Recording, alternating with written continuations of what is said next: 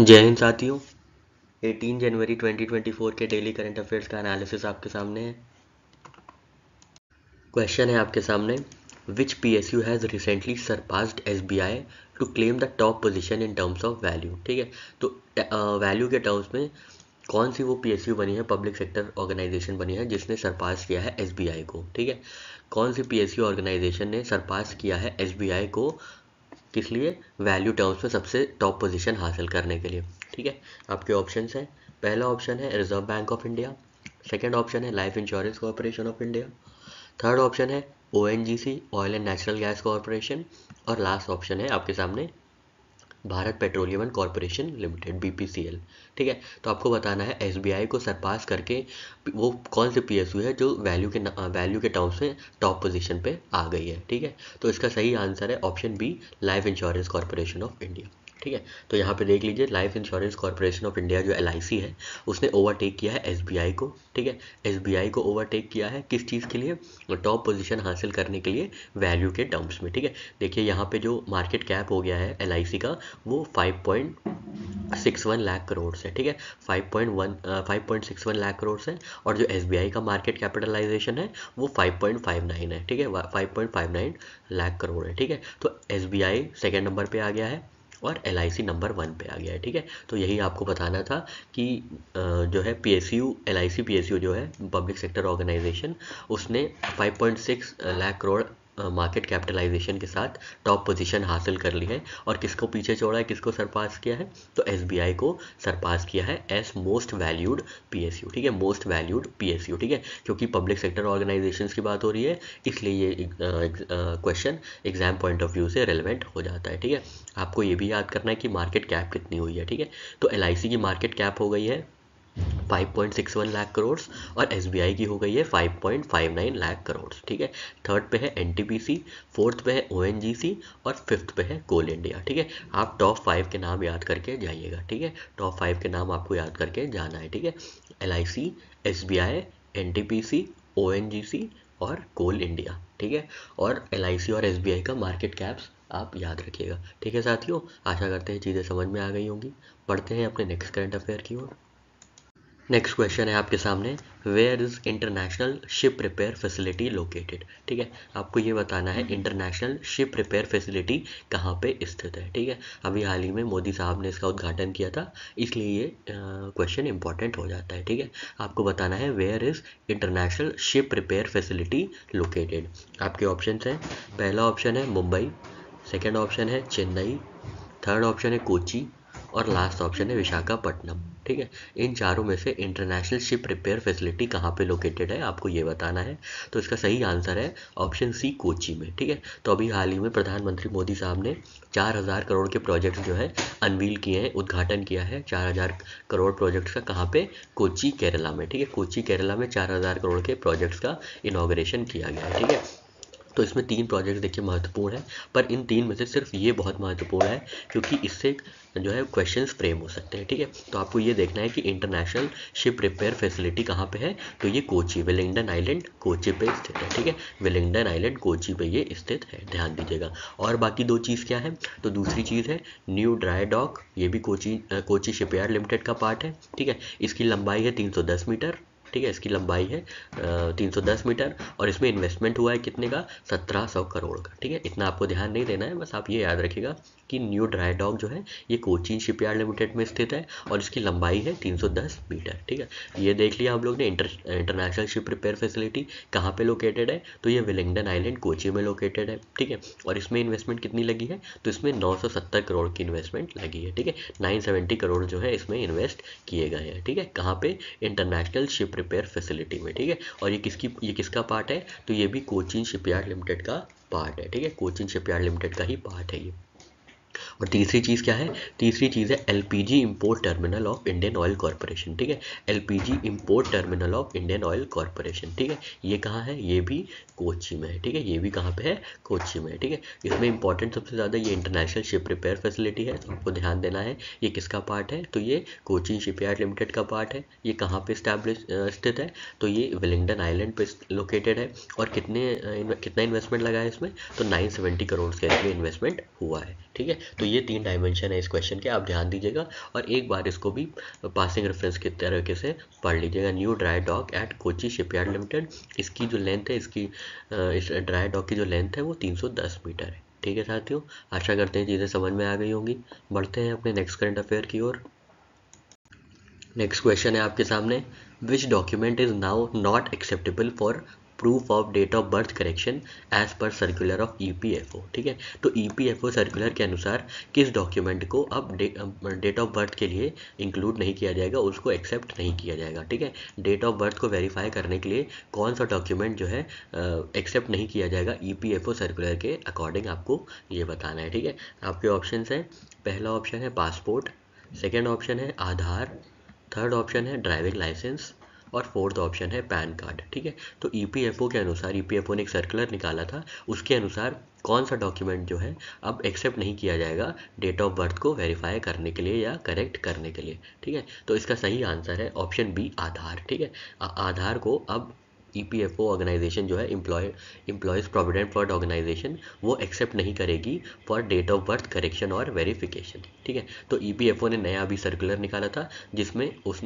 EPFO के circular ने आधार को डीलिस्ट कर दिया है। ठीक है, आधार को हटा दिया है किस चीज़ से, from the list of acceptable documents for proof of date of birth. ठीक है, तो डेट ऑफ बर्थ के प्रूफ के लिए आधार अब एक्सेप्ट नहीं किया जाएगा, ईपीएफओ ने ऐसी जानकारी दी है। ठीक है, तो ध्यान दीजिएगा, यहाँ पे 2 डायमेंशन है, हो सकता है आपसे उल्टा करके पूछ ले कि किस ऑर्गेनाइजेशन ने ये सर्कुलर निकाला है कि Aadhaar won't be accepted as proof of date of birth, तो आपको पता होना चाहिए ये किसके सर्कुलर में आया है, तो ये ईपीएफओ के सर्कुलर में आया है। ठीक है, ईपीएफओ के सर्कुलर में आया है, और कौन सा डॉक्यूमेंट को डीलिस्ट कर दिया गया है, डिलीट कर दिया गया है लिस्ट से for proof of date of birth, तो वो है आधार। ठीक है, तो आपको ये भी याद रखना है कि ईपीएफओ का सर्कुलर है और किस डॉक्यूमेंट को इन्होंने रिमूव कर दिया है लिस्ट से for proof of date of birth, तो वो आधार है। ठीक है, तो यहाँ पे दोनों ही चीज़ें ध्यान दीजिएगा, आधार और ईपीएफओ। ठीक है साथियों, आशा करते हैं चीज़ें समझ में आ गई होंगी। बढ़ते हैं अपने नेक्स्ट करंट अफेयर की ओर।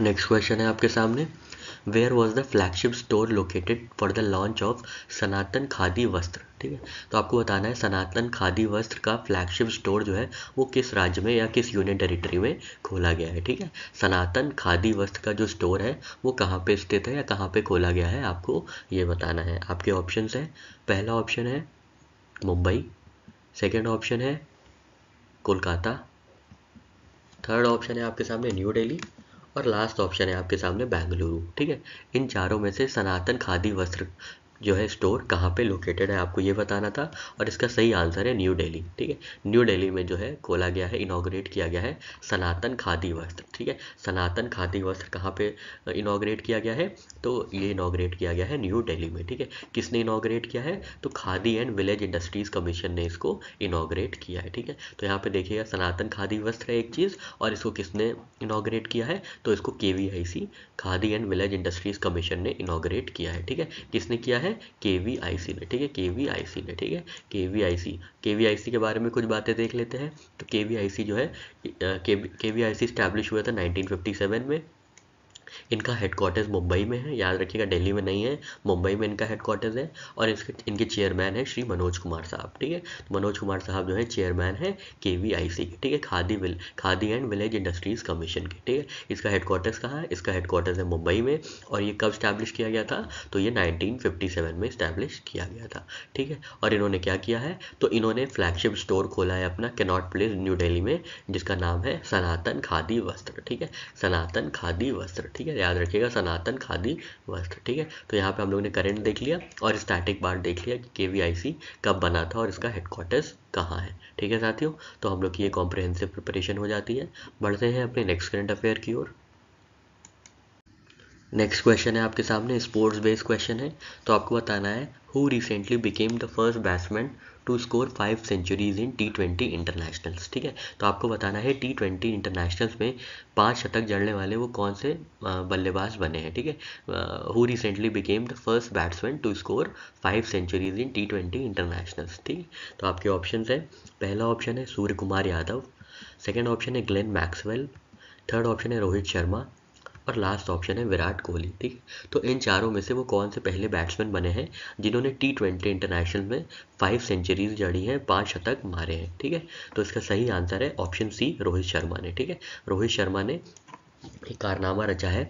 क्या कारनामा रचा है इन्होंने? तो इन्होंने T20 इंटरनेशनल में 5 सेंचुरीज जो है लगाई हैं, स्कोर की हैं 5 सेंचुरीज। ठीक है, तो और ये पहले ऐसे बल्लेबाज बने हैं दुनिया के, पहले ऐसे बैट्समैन बने हैं दुनिया के जिन्होंने 5 सेंचुरीज स्कोर की है T20 इंटरनेशनल्स में। ठीक है, इससे पहले सूर्य कुमार यादव और ग्लेन मैक्सवेल ने 4-4 सेंचुरीज लगाई थी T20 इंटरनेशनल्स में। ठीक है, अब रोहित शर्मा टॉप पोजीशन पे आ गए हैं विद 5 2020 इंटरनेशनल्स सेंचुरीज। ठीक है, तो रोहित शर्मा पहले ऐसे बल्लेबाज बने हैं जिन्होंने 5 सेंचुरीज स्कोर की है T20 इंटरनेशनल्स में। ठीक है, ध्यान दीजिएगा रोहित शर्मा। और सेकंड पोजीशन पे कौन है? तो सेकंड पोजीशन में है Surya Kumar Yadav and Glenn Maxwell with 4 centuries in T20 internationals. ठीक है, और ये कारनामा उन्होंने किस देश के खिलाफ रचा है? तो उन्होंने अफगानिस्तान के खिलाफ ये कारनामा जो है 5 सेंचुरीज स्कोर की है। 5th सेंचुरी अपनी उन्होंने अफगानिस्तान के खिलाफ स्कोर की थी जब बेंगलुरु में मैच हुआ था 17 जनवरी को।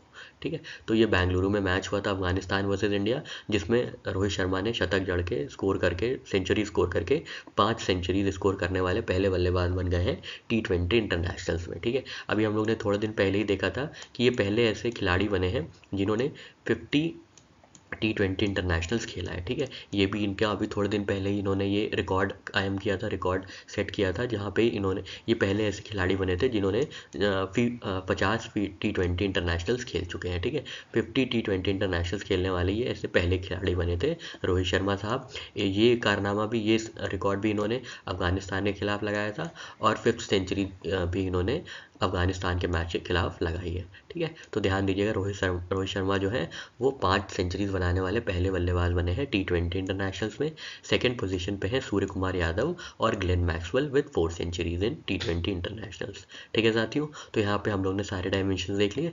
बढ़ते हैं अपने नेक्स्ट करंट अफेयर की ओर।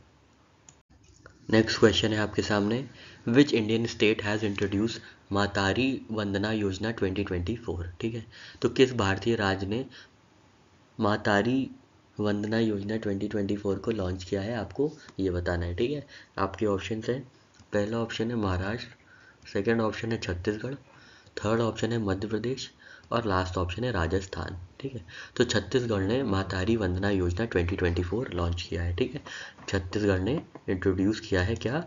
मातारी Vandana Yojana, which is aiming to offer monthly economic assistance of 1000 to women totaling an annual aid of ₹12,000 thereby empowering through financial support। ठीक है, तो एक तरह का इकोनॉमिक आर्थिक मदद करने के लिए, ठीक है, महिलाओं की आर्थिक मदद करने के लिए मातारी वंदना योजना लॉन्च की गई है। और इसको किसने लॉन्च किया है? इसको छत्तीसगढ़ ने लॉन्च किया है। ठीक है, छत्तीसगढ़ ने लॉन्च किया है मातारी वंदना योजना, किस चीज़ के लिए? Economic assistance to women. ठीक है, आर्थिक सहायता, महिलाओं की आर्थिक सहायता के लिए, उनको आर्थिक रूप से सशक्त बनाने के लिए छत्तीसगढ़ ने लॉन्च किया है, इंट्रोड्यूस किया है मातारी वंदना योजना 2024। ठीक है, तो ध्यान दीजिएगा 3 डायमेंशन है इसमें।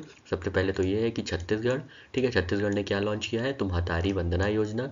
ठीक है, इससे क्या होगा? इससे आर्थिक सशक्तिकरण होगा महिलाओं का। ठीक है, इकोनॉमिक असिस्टेंस जो है दिया जाएगा महिलाओं को। ठीक है साथियों, आशा करते हैं चीज़ें समझ में आ गई होंगी। बढ़ते हैं अपने नेक्स्ट करंट अफेयर की ओर। नेक्स्ट क्वेश्चन है साथियों आपके सामने, What is the peculiar concern that global leaders are addressing at World Economic Forum 2024? ठीक है, तो वर्ल्ड इकोनॉमिक फोरम में कौन सा एक ऐसा गंभीर मुद्दा है जिसको जो भी ग्लोबल लीडर्स हैं वो एड्रेस कर रहे हैं या उनके बारे में डिस्कशन कर रहे हैं। ठीक है, तो आपको बताना है वर्ल्ड इकोनॉमिक फोरम 2024 में कौन सा ऐसा गंभीर मुद्दा है जो कि डिस्कशन का केंद्र बना हुआ है ग्लोबल लीडर्स में। ठीक है, आपके ऑप्शन है, पहला ऑप्शन है क्लाइमेट चेंज, सेकेंड ऑप्शन है इकोनॉमिक रिसेशन, थर्ड ऑप्शन है डिजीज एक्स और लास्ट ऑप्शन है पॉलिटिकल इंस्टेबिलिटी। ठीक है, इन चारों में से वर्ल्ड इकोनॉमिक फोरम में कौन सा वो गंभीर मुद्दा है जो कि जगत के मंच, जो दुनिया भर के लीडर्स हैं, दुनिया भर के नेता हैं, वो आपस में डिस्कस कर रहे हैं। ठीक है। तो इसका सही आंसर है ऑप्शन सी, डिजीज़ एक्स। ठीक है, डिजीज़ एक्स के बारे में काफ़ी, डिजीज़ एक्स जो कि गंभीर मुद्दा है, उसके बारे में जो भी ग्लोबल लीडर्स हैं, ठीक है, जो भी विश्व स्तर के नेता हैं, वो आपस में इस बारे में गंभीर मुद्दे के बारे में चर्चा कर रहे हैं। कहाँ पे? वर्ल्ड इकोनॉमिक फोरम में। ठीक है, वर्ल्ड इकोनॉमिक फोरम में। ठीक है, इसके बारे में अभी हम लोग ने थोड़े दिन पहले ही देखा था अपने डेली करंट अफेयर्स में कि 54th एडिशन हो रहा है इसका। ठीक है, 54th एडिशन हो रहा है वर्ल्ड इकोनॉमिक फोरम का।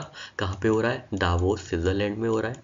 ठीक है, दावोस स्विट्ज़रलैंड में हो रहा है। ठीक है, इसको किसने इस्टेब्लिश किया था? तो इसको इस्टेब्लिश किया था क्लॉस श्वाब ने। ठीक है, क्लॉस श्वाब ने इसको इस्टेब्लिश किया था वर्ल्ड इकोनॉमिक फोरम को। ठीक है, तो वर्ल्ड इकोनॉमिक फोरम जो है डिजीज़ एक्स को लेके काफ़ी गंभीर है और इसके बारे में काफ़ी चर्चा हो रही है। विश्व स्तरीय जो भी नेता है आपस में डिजीज़ एक्स के बारे में खूब जो है गंभीर मुद्दे की बात कर रहे हैं। ठीक है, और डिजीज़ एक्स क्या है? ये एक एनिग्मेटिक टर्म है which refers to an illness triggered by an unidentified yet potent microbial threat. ठीक है, तो डिजीज़ एक्स का ऐसे कुछ पता नहीं है, पर फिर भी एक थ्रेट माना जा रहा है, एक गंभीर समस्या मानी जा रही है।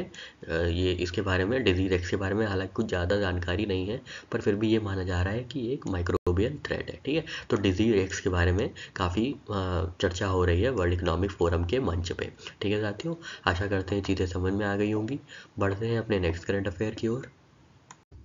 नेक्स्ट क्वेश्चन है आपके सामने, which organisation oversees the Mumbai Ahmedabad high speed rail project. ठीक है, तो कौन सी ऑर्गेनाइजेशन देख रही है Mumbai Ahmedabad high speed solar rail project का इम्प्लीमेंटेशन। ठीक है, आपके ऑप्शंस है, पहला ऑप्शन है L&T, सेकेंड ऑप्शन है हीरो हांडा, थर्ड ऑप्शन है TVS और लास्ट ऑप्शन है मारुति। ठीक है, तो किस ऑर्गेनाइजेशन ने ओवरसी किया है Mumbai Ahmedabad high speed rail project को। ठीक है, तो आपके ऑप्शन है L&T। ठीक है, L&T कंस्ट्रक्शन रेलवेज ने, उन्होंने स्ट्रैटेजिक बिजनेस ग्रुप के साथ एक सिग्निफिकेंट कॉन्ट्रैक्ट साइन किया है जिसकी वैल्यू है लगभग 10,000 करोड़ से 15,000 करोड़। ठीक है, किसके लिए? तो Mumbai Ahmedabad high speed rail project के लिए।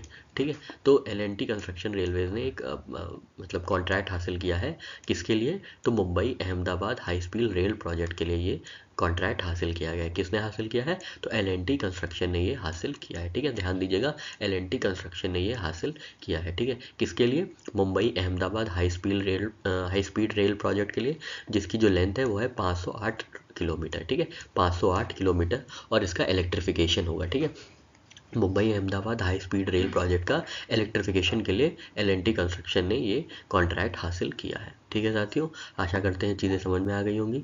बढ़ते हैं अपने नेक्स्ट करंट अफेयर की ओर।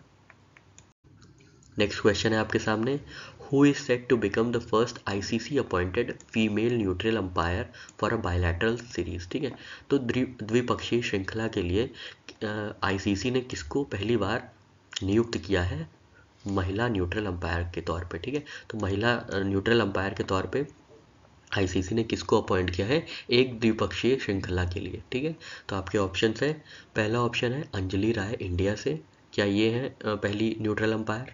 सेकेंड ऑप्शन है स्यू रेडफर्न, इंग्लैंड से है ये। थर्ड ऑप्शन है शनेल ब्राउन, वेस्ट इंडीज़ की हैं।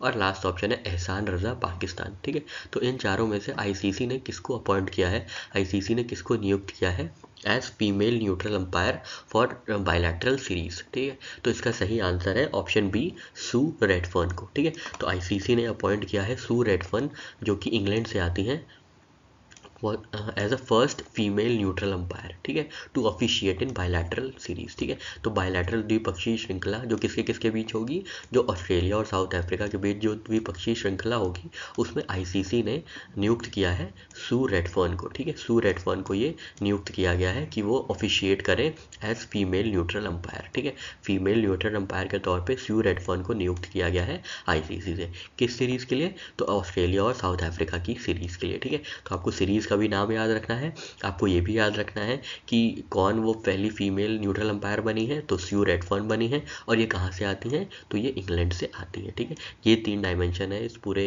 इन्फॉर्मेशन के, आपको बहुत सावधानी से पढ़ना है। सबसे पहले नाम है सू रेडफर्न। ठीक है, सू रेडफर्न। ठीक है, सू रेडफर्न। ठीक है, और ये कहाँ से आती है, इनकी नेशनैलिटी है इंग्लैंड से आती है, ये इंग्लैंड से आती हैं। और ये क्या बनी है, तो ये पहली न्यूट्रल अंपायर बनी है। ठीक है, फर्स्ट फीमेल न्यूट्रल अंपायर। ठीक है, फर्स्ट फीमेल न्यूट्रल अंपायर। ठीक है, न्यूट्रल अंपायर बनने वाली ये पहली महिला है। ठीक है, पहली महिला है जो कि न्यूट्रल अंपायर के तौर पे ऑफिशिएट करेंगी द्विपक्षीय श्रृंखला में बायलैटरल सीरीज किसके बीच, तो ऑस्ट्रेलिया वर्सेस साउथ अफ्रीका के बीच। ठीक है, ऑस्ट्रेलिया वर्सेस साउथ अफ्रीका के बीच ये जो है ऑफिशिएट करेंगी एज फीमेल न्यूट्रल अंपायर। ठीक है, कौन, सू रेडफर्न। ठीक है, सू रेडफर्न। ठीक है, और ये कहाँ से आती हैं, तो ये आती हैं इंग्लैंड से। ठीक है, ये आती हैं इंग्लैंड से। ठीक है साथियों, आशा करते हैं सारे डायमेंशंस यहाँ पे क्लियर हुए होंगे। बढ़ते हैं अपने नेक्स्ट करंट अफेयर की ओर। यहाँ पे कुछ बातें हैं एशियन शूटिंग चैंपियनशिप से रिलेटेड, जो कि इंडोनेशिया जकार्ता में हुई है। ठीक है, जहाँ इस एशियन शूटिंग चैंपियनशिप में जो जो क्वालिफाई किए हैं वो ओलंपिक्स के लिए क्वालिफाई कर गए हैं। ठीक है, ओलंपिक्स 2024 के लिए आप हमको कमेंट सेक्शन में बताइए कि ओलंपिक्स 2024 कहाँ पे खेला जाएगा। ठीक है, उसका वेन्यू क्या है ओलंपिक 2024 का। ठीक है, तो एशियन शूटिंग चैंपियनशिप जो है ये क्वालिफायर चैंपियनशिप था। ये कहाँ पे हुआ है, तो ये जकार्ता इंडोनेशिया में हुआ है। ठीक है, इसमें कुछ प्रोमिनेंट मेडल्स हैं जिनको इंडियंस ने जीता है, इसलिए ये इंपॉर्टेंट हो जाता है। ठीक है, तो सबसे पहले हम लोग देखेंगे योगेश सिंह जो है उन्होंने गोल्ड जीता है। ठीक है, योगेश सिंह जो है उन्होंने गोल्ड जीता है कौन से इवेंट में, तो men's 25 metre centre fire pistol में। ठीक है, 25 मीटर सेंटर फायर पिस्टल में योगेश सिंह ने क्या जीता है, गोल्ड जीता है। ध्यान दीजिएगा, सेंटर फायर पिस्टल में किसने गोल्ड जीता है, तो योगेश सिंह ने ये गोल्ड जीता है। ठीक है, और इन्हीं की बदौलत जो है टीम ने, इंडिया टीम ने भी गोल्ड जीत लिया है मेंस 25 सेंटर फायर पिस्टल में। ठीक है, तो सेंटर फायर पिस्टल में योगेश सिंह गोल्ड जीत के एक इतिहास रचने में कामयाब रहे हैं। ठीक है, men's 25 metre centre fire pistol में। ठीक है, मेंस 25 सेंटर फायर पिस्टल के इवेंट में योगेश सिंह ने गोल्ड जीता है। ठीक है, फिर शॉर्ट गन क्वालिफायर्स में देख लेते हैं। तो शॉर्ट गन क्वालिफायर्स में ब्रोंज जीता है इंडिया के लक्ष्य ने। ठीक है, इंडिया के लक्ष्य ने ब्रोंज मेडल हासिल किया है शॉर्ट गन क्वालिफायर्स में। ठीक है, यहाँ पे सेंटर फायर पिस्टल थी जिसमें योगेश सिंह साहब ने गोल्ड जीता था। यहाँ पे शॉर्ट गन क्वालिफायर्स है जिसको क्वालिफाई किया है लक्ष्य ने विद ब्रोंज मेडल। ठीक है, इनको ब्रोंज मेडल मिला है। ठीक है, आपको ये नहीं याद रखना है किसको गोल्ड मिला है यहाँ पे, बस आपको ये याद रखना है जो भी इंडियन सेंट्रिक स्पोर्ट्समैन है उनके बारे में आपको देखना है। ठीक है, तो लक्ष्य ने ब्रोंज किस इवेंट में हासिल किया है, तो शॉटगन क्वालिफायर्स में ये उन्होंने ये हासिल किया है। ठीक है, और योगेश सिंह साहब ने कौन से इवेंट में हासिल किया है, तो योगेश सिंह ने centre fire pistol 25 metre centre fire pistol में गोल्ड हासिल किया है। ठीक है, गोल्ड स्कोर किया है। ठीक है, लक्ष्य ने ब्रोंज स्कोर किया है और योगेश सिंह ने गोल्ड स्कोर किया है। ठीक है, और अब नेक्स्ट इवेंट जो है वो है विमेंस ट्रैप टीम सिल्वर। ठीक है, विमेंस ट्रैप टीम। ठीक है, तो विमेंस ट्रैप टीम ने सिल्वर जीता है। ठीक है, विमेंस ट्रैप टीम ने सिल्वर जीता है। ठीक है, इसमें कौन कौन थी, इसमें श्रेयसी सिंह थी, मनीषा कीर थी और भव्या त्रिपाठी थी। ठीक है, तो इन्होंने सिल्वर मेडल जीता है किसमें, विमेंस ट्रैप टीम में। ठीक है, विमेंस ट्रैप टीम में सिल्वर मेडल हासिल किया है इंडिया ने। ठीक है, एक बार फिर से देख लेते हैं, इसको इरेज कर देते हैं ताकि एक बार फिर से चीज़ें हम लोग देख लें कि कौन कौन से स्पोर्ट्स पर्सन हैं जो कि प्रोमिनेंट है और उन्होंने कौन कौन से गोल्ड मेडल्स जीते हैं। ठीक है, तो यहाँ पे हम लोग देख लेते हैं सारी बातें एक बार फिर से दोहरा लेते हैं यहाँ पे।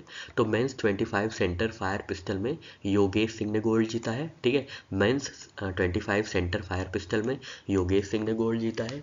शॉर्ट गन क्वालिफायर्स में ब्रोंज लाया है किसने, लक्ष्य ने। ठीक है, लक्ष्य ने जीता है ब्रोंज मेडल किसमें, शॉर्ट गन क्वालिफायर्स में। और विमेंस ट्रैप टीम ने जीता है सिल्वर। ठीक है, विमेंस ट्रैप टीम में कौन कौन थी, तो श्रेयसी सिंह थी, मनीषा कीर थी और भव्या त्रिपाठी थी। ठीक है, तो यहाँ पे हम लोग ने 3 इवेंट्स देखे जिसमें इंडिया ने गोल्ड हासिल किया, सिल्वर हासिल किया और ब्रोंज हासिल किया है। ठीक है, गोल्ड किस में आया है, गोल्ड आया है सेंटर फायर पिस्टल में। किसने लाया है, कौन से स्पोर्ट्स पर्सन है, तो योगेश सिंह है। ठीक है, शॉर्ट गन क्वालिफायर्स में कौन सा मेडल आया है, तो शॉर्ट गन क्वालिफायर्स में ब्रोंज आया है। इसको किसने हासिल किया है, तो लक्ष्य ने हासिल किया है। ठीक है, सिल्वर किस में आया है, तो सिल्वर आया है विमेंस ट्रैप टीम में। ठीक है, और इसमें कौन कौन इन्वॉल्व थी, तो इसमें श्रेयसी सिंह, मनीषा कीर और भव्या त्रिपाठी इन्वॉल्व थी। ठीक है, आप याद रखिएगा, ये भी याद रखिएगा कि एशियन शूटिंग चैंपियनशिप कहाँ हुई है, तो जकार्ता इंडोनेशिया में ये हुई है। ठीक है, एशियन शूटिंग चैंपियनशिप, ये क्वालिफायर भी थी इसलिए ये इंपॉर्टेंट हो जाती है। ठीक है, आशा करते हैं चीज़ें सारी क्लियर हुई होंगी। पढ़ते हैं अपने नेक्स्ट करंट अफेयर की ओर। नेक्स्ट क्वेश्चन है आपके सामने which institute has partnered with Altair in a strategic collaboration in simulation of high performance computing। High performance computing के सिमुलेशन के लिए किस इंस्टीट्यूशन ने पार्टनर किया है अल्टेयर के साथ। ठीक है, अल्टेयर के साथ किस इंस्टीट्यूशन ने पार्टनरशिप की है ताकि वो हाई परफॉर्मेंस कंप्यूटिंग का सिमुलेशन कर पाए। ठीक है, आपके ऑप्शंस हैं, पहला ऑप्शन है आईआईटी बॉम्बे ने, सेकंड ऑप्शन है आईआईटी दिल्ली ने, थर्ड ऑप्शन है आईआईटी खड़गपुर ने, और लास्ट ऑप्शन है आईआईटी मद्रास ने। ठीक है, इन चारों में से किसने ऑल्टेयर के साथ स्ट्रैटेजी कोलैबोरेशन किया है, किस चीज़ के लिए, हाई परफॉर्मेंस कंप्यूटिंग सिमुलेशन के लिए। ठीक है, तो इसका सही आंसर है ऑप्शन डी आईआईटी मद्रास ने। ठीक है, आईआईटी मद्रास ने क्या किया है, आईआईटी मद्रास ने ऑल्टेयर के साथ स्ट्रैटेजी कोलैबोरेशन किया है ताकि वो सिमुलेट कर पाए high performance computing and artificial intelligence. ठीक है, डायरेक्ट सा इन्फॉर्मेशन थी, इसमें ज़्यादा कुछ आपको नहीं बताना है, बस इसमें दो ही डायमेंशन है, ऑल्टेयर और आईआईटी मद्रास का कोलैबोरेशन है। ठीक है, आईआईटी मद्रास का कोलैबोरेशन है किसके साथ, ऑल्टेयर के साथ। ठीक है, ऑल्टेयर के साथ क्या है, आईआईटी मद्रास का कोलैबोरेशन है, किस चीज़ के लिए, simulation of high performance computing and artificial intelligence. ठीक है, सिमुलेशन मतलब होता है कॉपी करना या मिमिक करना, एक्चुअल कंडीशंस को मिमिक करने को सिमुलेशन कहते हैं। ठीक है, तो हाई परफॉर्मेंस कंप्यूटिंग और आर्टिफिशियल इंटेलिजेंस के सिमुलेशन के लिए आईआईटी मद्रास और ऑल्टेयर में स्ट्रैटेजी कोलैबोरेशन इस्टेब्लिश किया गया है। ठीक है साथियों, चलिए बढ़ते हैं अपने नेक्स्ट करंट अफेयर की ओर। नेक्स्ट क्वेश्चन है आपके सामने, Which organization has been honored with prestigious plaque at ICAI Awards for Excellence in Financial Reporting category for the financial year 2022-2023?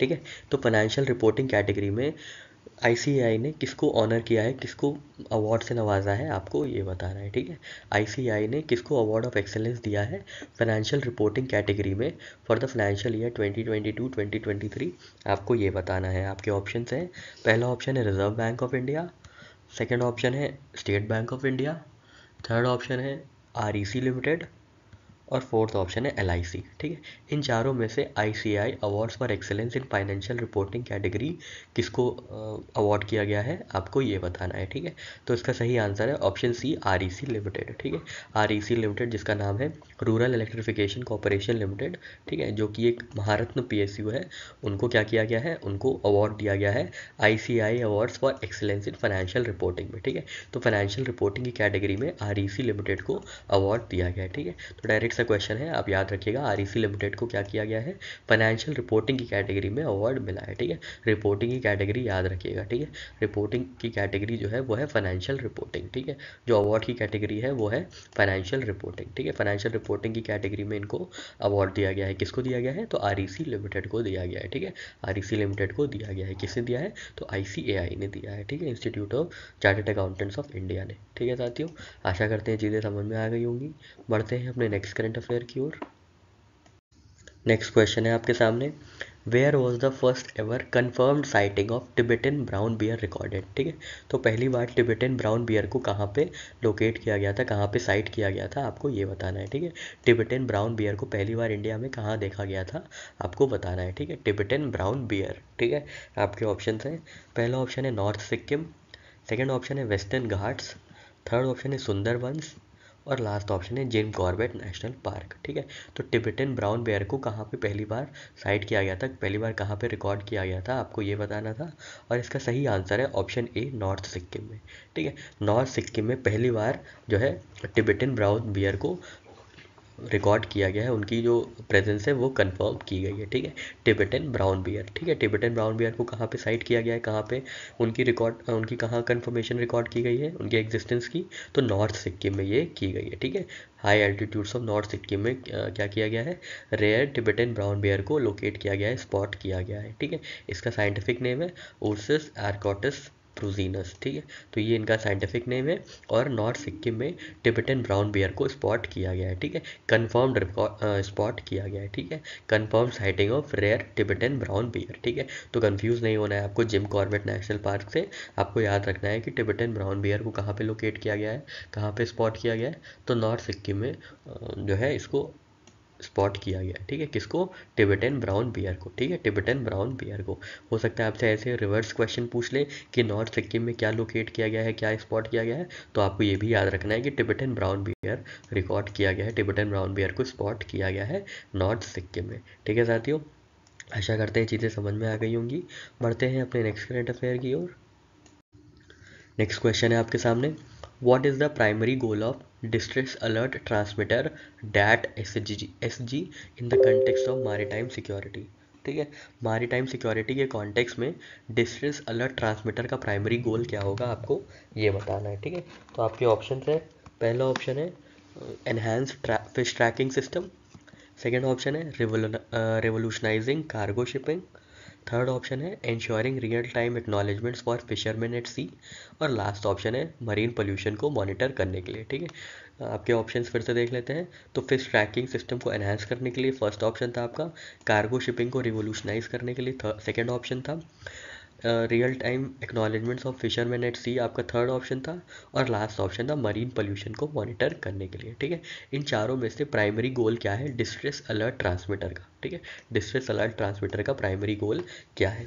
तो उसका सही आंसर है option C, ensuring real time acknowledgements for fisherman at sea. ठीक है, तो इसरो ने ये launch किया है। आपको याद रखना है किसने लॉन्च किया है, तो इसरो ने इंट्रोड्यूस किया है एडवांस डिस्ट्रेस अलर्ट ट्रांसमीटर। ठीक है, जिसके चलते क्या होगा, जिसके चलते जो भी मछुआरे हैं, फिशरमैन हैं, उनकी कम्युनिकेशन से उनके साथ कम्युनिकेशन इस्टेब्लिश किया जाएगा। ठीक है, उनके साथ क्या किया जाएगा, कम्युनिकेशन सैटेलाइट कम्युनिकेशन इस्टेब्लिश किया जाएगा, ताकि उनकी सेफ्टी और सिक्योरिटी ध्यान में रखी जा सके, उनकी सेफ्टी और सिक्योरिटी इंश्योर की जा सके। ठीक है, तो याद रखिएगा डिस्ट्रेस अलर्ट ट्रांसमीटर पहले तो किसके लिए है, तो ये फिशरमैन के लिए है। ठीक है, फिशरमैन के लिए है, और इसको किसने लॉन्च किया है, किसने इंट्रोड्यूस किया है, तो इसको इसरो ने इंट्रोड्यूस किया है। ठीक है, इसरो ने इंट्रोड्यूस किया है। यहाँ पे दो डायमेंशन है इससे रिलेटेड, डिस्ट्रेस अलर्ट ट्रांसमीटर से रिलेटेड।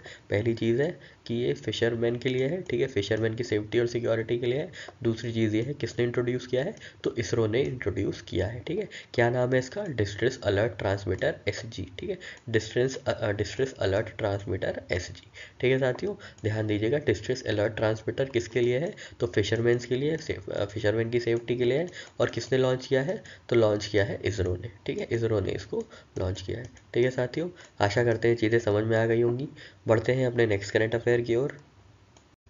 नेक्स्ट क्वेश्चन है आपके सामने, where was wings India 2024 inaugurated. ठीक है, तो विंग्स इंडिया 2024 का इनॉग्रेशन, उनका उद्घाटन कहाँ पे हुआ है, आपको ये बताना है। ठीक है, विंग्स इंडिया 2024 का कहाँ पे उद्घाटन हुआ है, आपको ये बताना है। आपके ऑप्शन है, पहला ऑप्शन है न्यू दिल्ली, सेकेंड ऑप्शन है मुंबई, थर्ड ऑप्शन है हैदराबाद, और लास्ट ऑप्शन है बैंगलोर। ठीक है, इन चारों में से विंग्स इंडिया 2024 को कहाँ पे इनॉग्रेट किया गया है, आपको ये बताना है। ठीक है, तो आपका सही ऑप्शन है इसमें ऑप्शन सी, हैदराबाद में। ठीक है, हैदराबाद के बेगमपट एयरपोर्ट में इसका इनॉग्रेशन हुआ है विंग्स इंडिया का। ठीक है, बेगमपट एयरपोर्ट में क्या किया गया है, हैदराबाद के इनॉग्रेट किया गया है एशिया का लार्जेस्ट एविएशन एक्सपो मार्केट। ठीक है, एविएशन एक्सपो मार्केट जिसका नाम है विंग्स इंडिया 2024।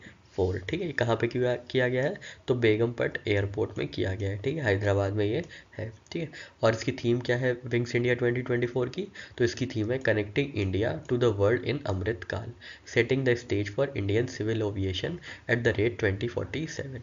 ठीक है, तो यहाँ पे देखिए कई डायमेंशंस निकल के आएंगे। सबसे पहले आपको विंग्स इंडिया 2024 देखना है, ये कहाँ पे हो रहा है, तो ये बेगमपट एयरपोर्ट में हो रहा है। ठीक है, बेगमपट एयरपोर्ट में हो रहा है, बेगमपेट एयरपोर्ट में हो रहा है। ठीक है, और ये कहाँ पे है, ये तो ये हैदराबाद में है। ठीक है, ये हैदराबाद में, ठीक है, हैदराबाद में है ये। और ये क्या है, ये एविएशन एक्सपो मार्केट है। ठीक है, एविएशन एक्सपो है। ठीक है, एविएशन एक्सपो है। ठीक है, एशिया का लार्जेस्ट एविएशन एक्सपो है। ठीक है, और इसकी थीम क्या है, इसकी थीम है connecting India to the world in Amritkaal. ठीक है, connecting India to the world in Amritkaal, setting the stage for Indian civil aviation at the rate 2047। ठीक है, तो ये इस बार की थीम है, connecting India to the world in Amritkaal, setting the stage for Indian civil aviation at the rate 2047। ठीक है साथियों, आशा करते हैं आपको चीज़ें समझ में आ गई होंगी, इसके सारे डायमेंशन समझ में आ गए होंगे। अब हम लोग बढ़ते हैं नेक्स्ट करंट अफेयर की ओर। नेक्स्ट क्वेश्चन है आपके सामने, who inaugurated Puri Jagannath temple heritage corridor. ठीक है, तो Puri Jagannath temple heritage corridor का उद्घाटन किसने किया है, आपको ये बताना है। आपके ऑप्शन हैं, पहला ऑप्शन है prime minister Narendra Modi, second option है home minister Amit Shah, third option है ओडिशा CM नवीन पटनायक, और लास्ट ऑप्शन है फाइनेंस मिनिस्टर निर्मला सीतारमन। ठीक है, इन चारों में से Puri Jagannath temple heritage corridor का उद्घाटन किसने किया है, आपको ये बताना था। और इसका सही आंसर है ऑप्शन सी, ओडिशा सीएम नवीन पटनायक जी ने, ठीक है। तो आपको पता होगा पुरी जगन्नाथ टेम्पल हेरिटेज कहाँ पे स्थित है, तो ये उड़ीसा में स्थित है, ठीक है। उड़ीसा में ये स्थित है, ठीक है। कहाँ पे स्थित है, तो ये उड़ीसा में स्थित है, ठीक है। क्या स्थित है, Puri Jagannath temple heritage corridor, ठीक है। उड़ीसा में ये स्थित है, ठीक है। पुरी में, उड़ीसा के पुरी में ये जगन्नाथ टेम्पल है, लोकेटेड है, जिसका उद्घाटन किसने किया है, तो ये इस टेम्पल के हेरिटेज कॉरिडोर का उद्घाटन उड़ीसा के सीएम नवीन पटनायक है, उन्होंने ये इसका उद्घाटन किया है, ठीक है। तो आपको कंफ्यूज नहीं होना है किसी और से, आपको याद रखना है कि ओडिशा के जो सीएम है नवीन पटनायक जी, उन्होंने इनॉग्रेट किया है पुरी के जगन्नाथ टेम्पल हेरिटेज कॉरिडोर को, ठीक है साथियों। आशा करते हैं चीज़ें समझ में आ गई होंगी। बढ़ते हैं अपने नेक्स्ट करंट अफेयर की ओर। नेक्स्ट क्वेश्चन है आपके सामने, what is the name of startup accelerator program initiated by D labs at Indian school of business, ठीक है। तो इंडियन स्कूल ऑफ बिजनेस के डी लैब्स का जो स्टार्टअप एक्सेलरेटर प्रोग्राम है, आपको उसका नाम बताना है, ठीक है। स्टार्टअप एक्सेलरेटर प्रोग्राम का नाम बताना है जिसको शुरू किया है D labs Indian school of business ने। आपके ऑप्शन है, पहला ऑप्शन है एक्सेलरेट इंडिया, सेकेंड ऑप्शन है financial inclusion catalyst, third option है बिल्ड फॉर बिलियंस, और लास्ट ऑप्शन है आईएसबी इनोवेशन बूस्ट, ठीक है। तो आपको बताना था स्टार्टअप एक्सेलरेटर का क्या प्रोग्राम है जिसको शुरू किया गया था D labs Indian school of business से, ठीक है। तो इसका सही आंसर है option C, build for billions, ठीक है। तो डी लैब्स जो कि इंडियन स्कूल ऑफ बिजनेस का एक सेगमेंट है, उन्होंने स्टार्टअप एक्सेलरेटर प्रोग्राम इनिशिएट किया है जिसका नाम है बिल्ड फॉर बिलियंस, ठीक है। और जो कि काम करेगा किसके लिए, तो फाइनेंशियल इंक्लूजन के लिए ये काम करेगा, ठीक है। फाइनेंशियल इंक्लूजन के लिए क्या काम करेगा, कौन काम करेगा, तो बिल्ड फॉर बिलियंस, ठीक है। बिल्ड फॉर बिलियंस किसने बनाया है इसको, तो D labs and Indian school of business ने, ठीक है। और इसके साथ साथ कौन पार्टनरशिप कर रहा है, तो reserve Bank of India, innovation hub, RBIH और यूनियन बैंक ऑफ इंडिया, ठीक है। तो बिल्ड फॉर बिलियंस यहाँ पे लिख लेते हैं BFB, ठीक है। BFB, बिल्ड फॉर बिलियंस, ठीक है। बिल्ड फॉर बिलियंस, सबसे पहले हम लोग याद रखेंगे इसका मेन एम क्या है, तो मेन एम है इसका फाइनेंशियल इंक्लूजन, ठीक है। फाइनेंशियल इंक्लूजन, ठीक है। सबसे पहले याद रखेंगे फाइनेंशियल इंक्लूजन के लिए ये बिल्ड फॉर बिलियंस लॉन्च किया गया है।